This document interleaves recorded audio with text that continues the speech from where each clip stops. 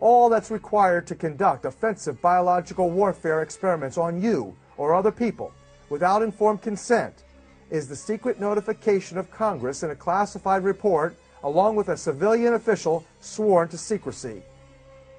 In this way, believe it or not, any military or intelligence agency, or even one of their private corporate contractors, can transmit a deadly disease or create a devastating outbreak without the media or public ever finding out. The CIA tested a variety of germs, alleged to be safe, on the public in San Francisco, New York, Pennsylvania, and elsewhere throughout the 1950s and 1960s, as shown here. As detailed in the U.S. Senate report from 1976, this report heavily condemned the targeting of black people and their political organizations, especially during J. Edgar Hoover's reign over the FBI and the COINTELPRO campaign. Now you can better understand how and why the infamous Tuskegee experiment came to be. Now you know why the health agency that conducted Tuskegee now brings you terrorizing propaganda in the form they call History of Bioterrorism. Scientists nervously wonder what might happen if the deadly virus mutates and goes airborne, like the flu. Disasters like floods, fires, and earthquakes can be devastating, but you can take steps to keep your family safe. Get an emergency supply kit. Make a family emergency plan and practice it together. Be prepared for the different types of emergencies that could happen in your community.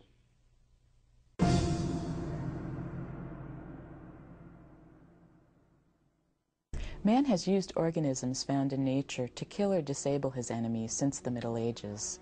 One of the earlier examples occurred in the 14th century when the Tartar army laid siege to Kaffa, a walled city along the Black Sea. When an outbreak of bubonic plague began to ravage the Tartars, they decided to catapult the plague-ridden corpses into the city, thereby helping to start an outbreak within the walls. Shortly thereafter, the Genoese defenders within the city were stricken with plague and fled to Italy. They carried this infection with them to Europe, beginning the outbreak of the horrible Black Death, which decimated the European population.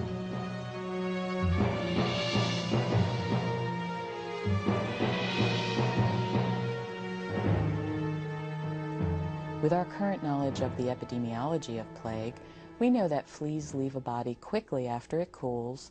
Therefore, it's most likely that the outbreak was actually spread in Kaffa by flea-infested rats, which were already within the city. What you have just heard Dr. Kano tell of the old Great Plague is the truth with modern implications. Here's the lesson. Major epidemics and outbreaks are always linked to major socio-political upheaval. Today, our cancer and AIDS pandemics, explosive diabetes and heart disease rates, obesity poisonings, and even recent avian flu frights are all man-made, politically contrived, and financially triggered and sustained. These are socio-political impositions, not nature's curses. When you gain your intelligence from mainstream news sources, this mainly results from news tips or press releases generated by people or companies in business aiming to make a profit from each fright. This best explains the vast majority of biological threats to which Americans have become sensitized or terrorized by mainstream news sources, without regard to the millions of Americans who are already disabled and depressed or phobic. Consider the avian flu fright. It appears to have largely benefited Donald Rumsfeld. Besides directing the Department of Defense, few people recall his position as CEO of Cereal Company, maker of NutraSweet, the poisonous sugar substitute, controversially approved by the FDA, along with the first oral birth control pill. Rumsfeld chaired the board of Gilead Sciences, Inc., initially a small company that developed and now licenses Tamiflu to the drug giant Hoffmann-La Roche. Tamiflu is the only government-recommended treatment for an epidemic that hasn't happened yet. The fight over the avian flu sent Rumsfeld's cronies' stock soaring. Other examples of white-collar bioterrorist attacks include several alleged E. coli outbreaks, meat packaging company takeovers, and SARS. Vast industries are built, company takeovers occur, or competition is destroyed by death threats and terror campaigns. The Japanese Imperial Unit 731 operated in the 1930s and 40s when Japan was mobilized and ready for war. General Shiro Ishii, mastermind of this terrible program, had a mission to turn illness into weapons of murder. Ishii was particularly fascinated by plague because with plague, a biological warfare attack could present like a natural epidemic. Person-to-person spread could then produce disease out of proportion to the original amount of agent used. The Japanese were unable to disseminate plague by either aerosol or in the water supply, so they used nature's vector for spreading the disease, the common flea. Ceramic bombs loaded with infected fleas were dropped over several cities in mainland China, causing large outbreaks among their population. The old Japanese military was not the only ones growing plague and other dangerous bioweapons, risking severe outbreaks.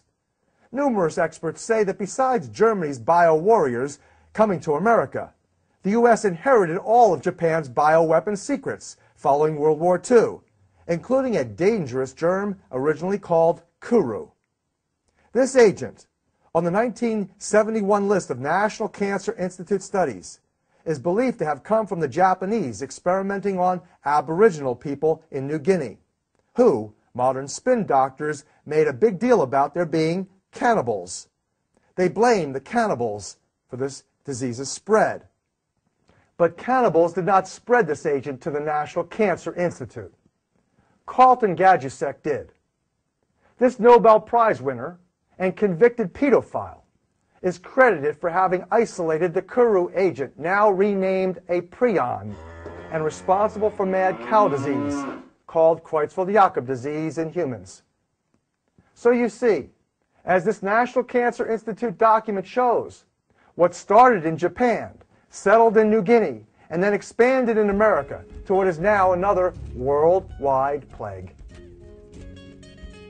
The risk of these and new genocides emerging is multiplied by what is ongoing throughout America today in some 113 university, government, hospital, and corporate laboratories.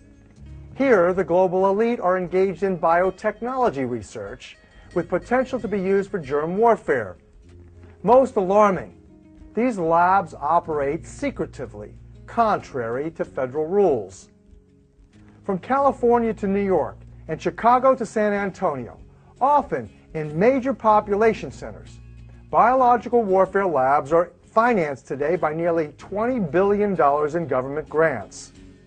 These labs are literally crawling with germs advanced militarily. Reportedly, in many of the laboratories, security is lax and safety procedures are inadequate to protect the public from sabotage, theft, and periodic outbreaks. Now, Grand Dr. Patrick is going to tell you the truth about this gravest risk of all, outbreaks stemming from laboratory activities. Listen here.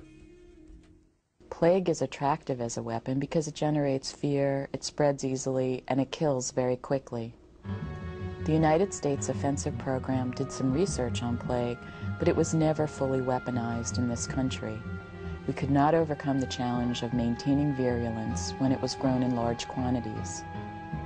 It's a weapon that, you know, it's a contagious agent, and we felt that in retrospect that we had enough problems controlling an aerosol under meteorological conditions that can change without having an organism that is so contagious so that, you know, you're not able to control where that organism might end up. It might come back to bite you, not only bite your forces, but some of your friendly allied forces also. Well, what about civilian forces? The risk and damage to the general public from cancers, for instance, caused by our own trusted biotech labs operating throughout the United States, is more severe, untold, and unimaginable. Numerous recorded outbreaks have foreshadowed what this government propaganda is really intended to relay, that you can expect a deadly outbreak sometime soon.